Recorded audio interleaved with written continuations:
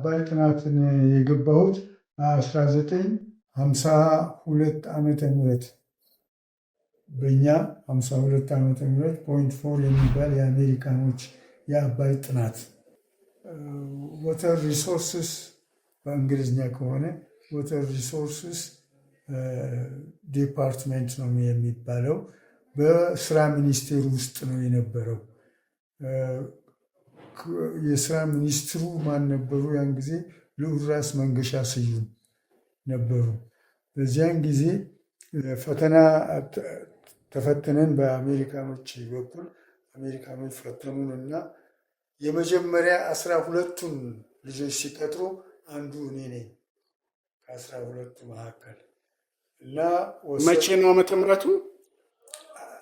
ትንሽ ዛነፍ ይሆናል እንለውጠዋል። እንግዲህ 52 ዓመተ ምህረት እንዲያውም በግንቦት ወር 52 ዓመተ ምህረት በግንቦት ወር በአማርኛ አቆጣጠር ነው 52 ገባን። እዛ .4 የስራ ሚኒስቴር መስሪያ ቤት ነው።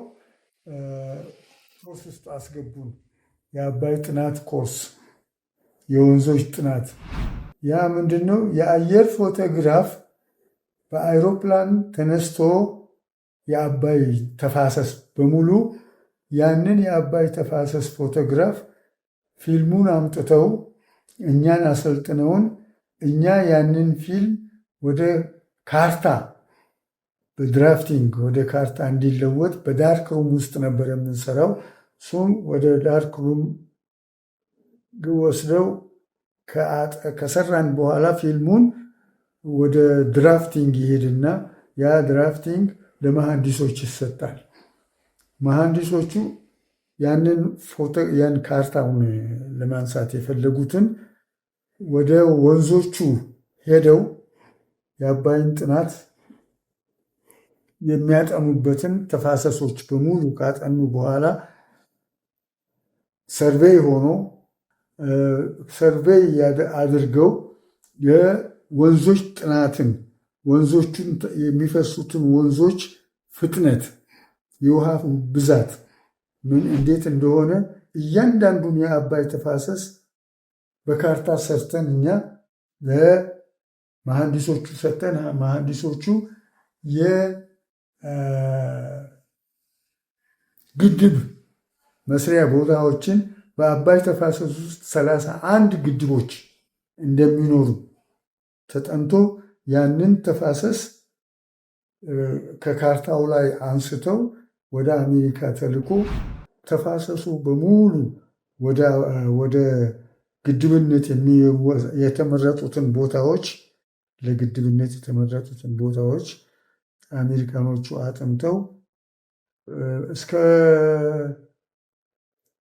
31 ያህል እንደተባለው ካጠኑ በኋላ በ64 በፈረንጆች አቆጣጠር ዓመተ ምህረት ጥናቱ በሙሉ አልቆ ያንን ጥናት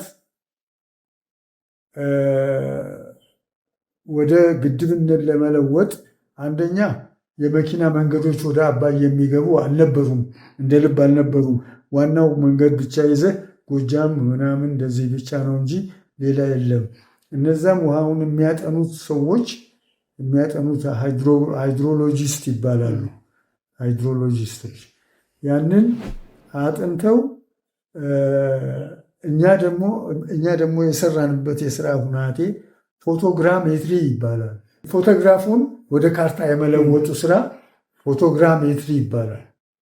ያንን ይዘው ሄደው እንደውም አንዳንድ ምክንያቶች የአየር ፎቶግራፍ ማለት ምን ማለት እንደሆነ ለማወቅ ደብረ ዘይት አየር ኃይል ተወስደን እነሱም አሳይተውናል። እዛ ከዛ መተን ነው አጥንተን ወደ ካርታነት የለወጠ።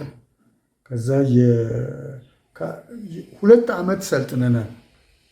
ስራ ከመጀመራችን በፊት እዛው የአባይን ጥናት ለመስራት 2 ዓመት ሰልጥነናል። በየአይነቱ ለካርታው ስራ ፎቶግራሜትሪ፣ ሃይድሮሎጂ ምን የሚባሉትን ሁሉ ለማጥናት እንደገና ካርታችንን የሰራ ነው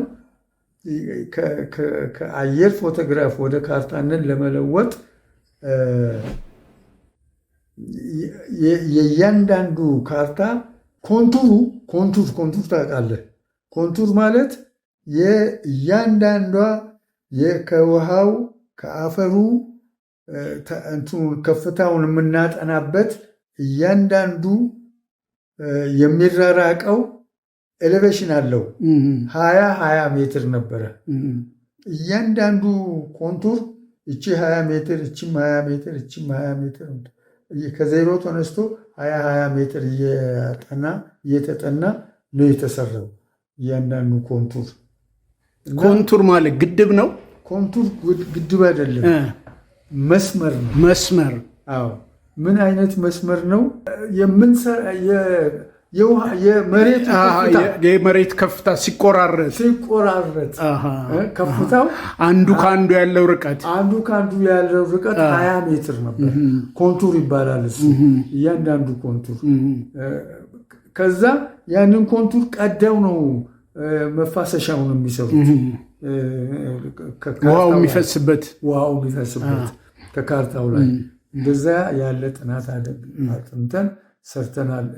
እንዳጋጣሚ ምንም ያስቀመጥኩት እንትን የለኝም ከነሱ እንጂ እኛ የሰራን። ዋናው ነገር ያ የሚገኘው የት ነው? የአባይ ጥናት ስራ ሚኒስቴር ፋይል ውስጥ ይኖራል። ስራ ሚኒስቴር ፋይል ምለው ለምንድን ነው?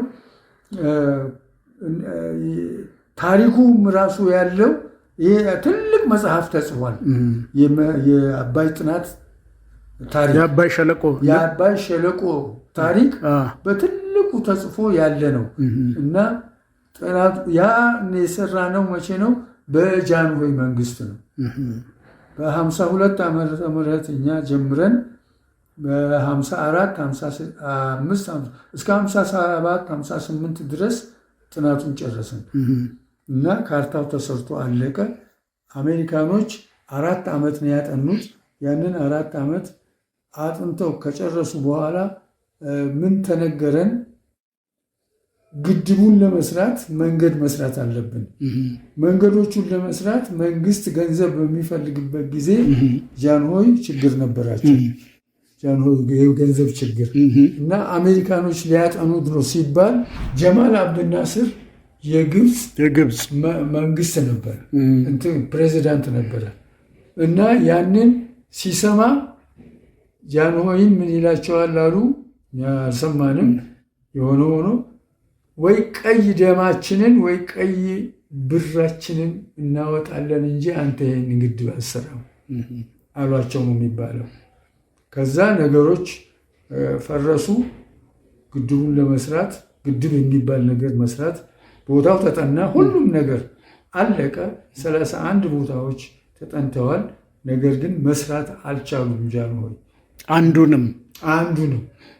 ምክንያቱም አቅም የላቸውም። አንደኛ አሜሪካን ራሱ ያጠናውን ጥናት ግብፅና ለማስቀየም ሲል ታጠፈ። በቃ ቆመ። ምክንያቱም በአሁኑ ሰዓት የግድብ መስራት እንትን መጀመር ነው ያለው። ያንን ግድብ ለመስራት መንገዶች መሰራት አለባቸው።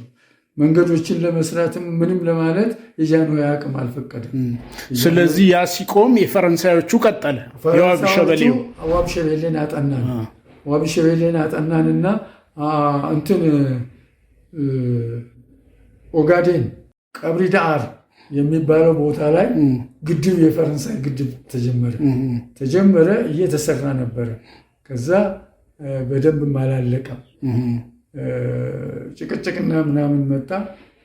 የኢትዮጵያውያን ራሳቸው መንግስት መለወጥ መገልበጥ ማለት ምናምን መጣ። 60ዎች ውስጥ ማለት ነው። 60ዎች ውስጥ ድብልቅልቅ ያለ ነገር መጣ። ያው እሳቸውም ከስልጣን ወረዱ። የኃይለ ሥላሴ ጥናት ተጣለ ተባለ። እንደገና ደግሞ ያ እንትን ሲል ሶሻሊስቶቹ ጥናቱ እኔ ነኝ ያጠናሁት እያሉ የተለዋወጡት መንግስቶቻችን የጃንሆይን ታሪክ ጣሉት። በዛ አይነት የአባይ ጥናት ራሱ በጃንሆይ እንዳልተጀመረ አድርገው ነው አሁን የሚቆጠሩ። የዛ ቦታዎች ኃላፊዎች የነበሩት አንደኛ ዶክተር ኃይለ ጊዮርጊስ ወርቅነህ የአባይ ጥናት የነበሩ ኃላፊ፣ ሁለተኛ ልዑል ራስ መንገሻ ስዩም የስራ ሚኒስቴር የነበሩ እነሱ በጃንሆይ መንግስት ጊዜ የሰሩ ናቸው። ከዛ በኋላ ደግሞ ተለወጠ።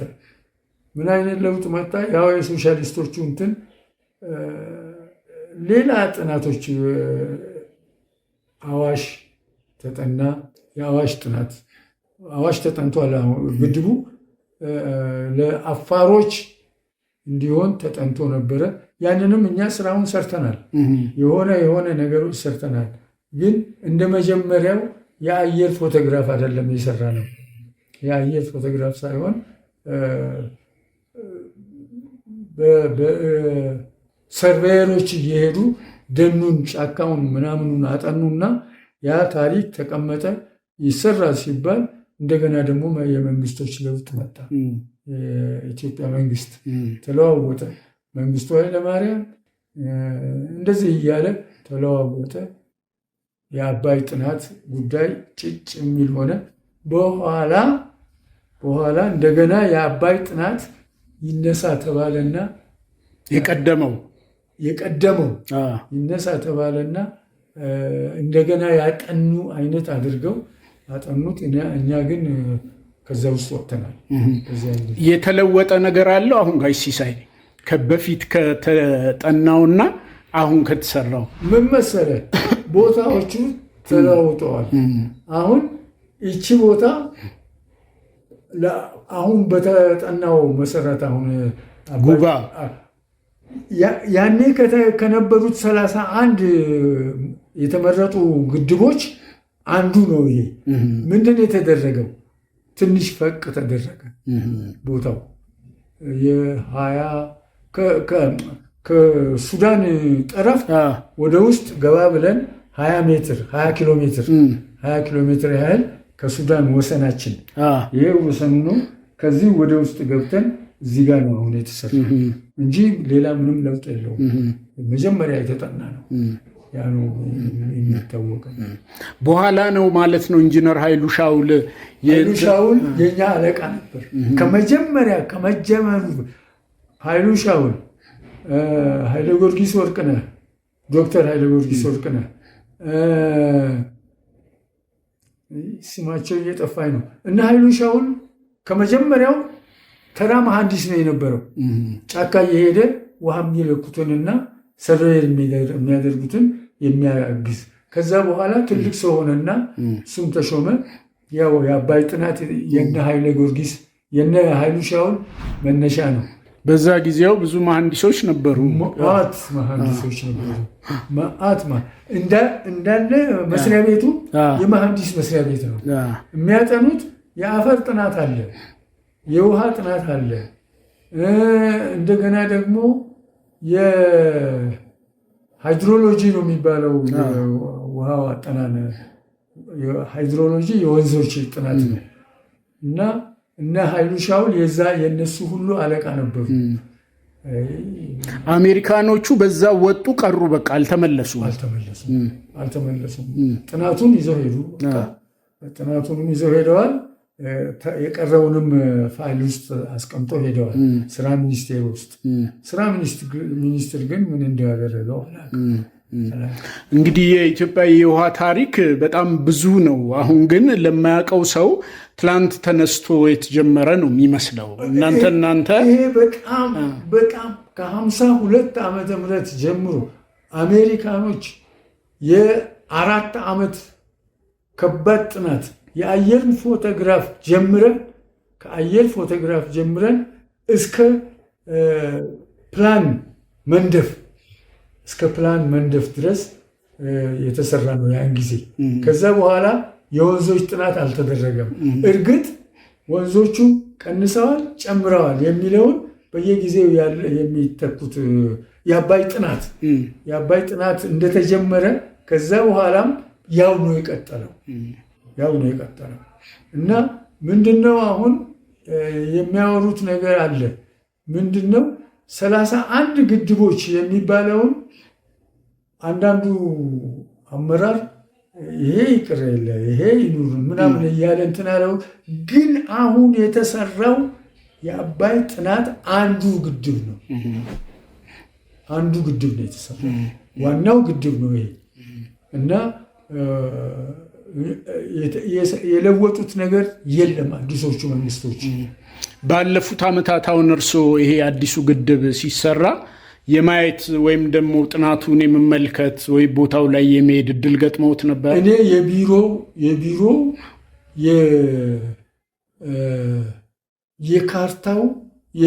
የካርታ ክፍል ከቢሮ የካርታ ክፍሎች የአንዱ ሱፐርቫይዘር ነበርኩ። ስንሰራው ቆይተናል። ያንን ይሄን አምጡ፣ ይሄን አቅርቡ፣ እንዲህ መጥቷል፣ እንግዳ መጥቷል ምናምን ሲባል ሁሉ እናቀርብ ከነበረው ውስጥ ነው። ለዚህኛው ለራሱ አሁን እንዴት መሰለህ ይሄ አንዱ ትልቁ ግድብ መሰራት አለበት ብለው በስተኋላ የመጡ መሐንዲሶችም አዋቂዎችም የመረጡት ቦታ ነው። ከ31 አንዱ ነው እሱ። ስለዚህ አሁን 30ዎች አሉ ማለት ነው። አሉ 30ዎቹም እዛው አባይ ዙሪያ ነው ያሉት። ተፋሰስ ነው። ይሄ ወንዝ መጥቶ አባይ ነው የሚገባው፣ ይሄም መጥቶ አባይ ነው የሚገባው፣ ይሄም መጥቶ አባይ። እነዚህ ሁሉ መጥተው እዚህ አባይ ውስጥ ነው የሚገቡት። ከነዚህ አባዮች ውስጥ አሁን አንዱ ነው የተጠናው የተገነባው እንጂ 31ዱ ተቀምጧል አለ። ምክንያቱም ያ ምንድነው እነዛ ቦታዎች መጀመሪያውንም ሲጠኑ የአየር የፀሐይ የምን ሄደው ምን እንደሚሰሩ የትነቱ ሁሉ ታይቷል በደንብ ታይቷል እንጂ አንተና አዲስ ነገር አይደለም የነበረ። እንግዲህ የውሃ አቅም በጣም እያለ ያው እንደሚያውቁት ብዙ ችግር ነው ያለው። ግብፅም አሁን ደግሞ ባለቀ ነገር ላይ ደግሞ ሌላ ፖለቲካ ውስጥ ነው ያለችው እና አሁንም ባለቀ ነገርም ክርክር ላይ ነው ያለችው እና ባለሙያዎች ደግሞ ያንን እየተከላከሉ ነው ያሉት ነው ያ ግብፅ ምንም ትበል ምን እሷ ሀሳቧንም አልለወጠችም። ወንዙ የኔ ነው እኮ የምትለው እኔ ማዘዝ አለብኝ። ሀገሩ እኔ ጋር የኔ ሀገር ባይሆንም የወንዙ ኃላፊነት ለእኔ ይሰጠኝ፣ እኔ ልዘዝበት ነው የምትለው። እሷ ብቻ አይደለችም፣ ሱዳንም ያው ነው። ግብፅና ሱዳን ወንዙ የእኛ ነው የሚሉት። እኛ ግን ወንዙ ከኛ ተራራዎች እየወረደ ስለሆነ እናንተ መሬት እናንተ አፈር ውስጥ ስላይደለ ጥናቱንም ደግሞ አስቀድመን ያጠና ነው ስለሆነ እኛንን ባለቤቶች ነው የምንለው። እኛንን ባለቤቶች ነን። እኛ ብቻ አይደለንም። ለዚህ ሁሉ ትልቁ ጥፋት የአሜሪካኖችና የእንግሊዞች ነጮች እየተቃወሙ ያሉት እና የአባይ ጥናት የተጨመረበት ሌላ የለም። ምንድነው በየጊዜው በየዓመቱ የወንዞች ተፋሰስ ይለወጣል። ምክንያቱም አንዳንዴ ዝናብ ይኖራል፣ አንዳንዴ ዝናብ አይኖርም፣ ይቸገራል እንጂ ሌላ የተጠና የአባይ ጥናት ተጠና የሚባል ሌላ የተጠና የለም። እርስዎ ከ57 እንግዲህ 56 57 58 አካባቢ ቆመ ጥናቱ።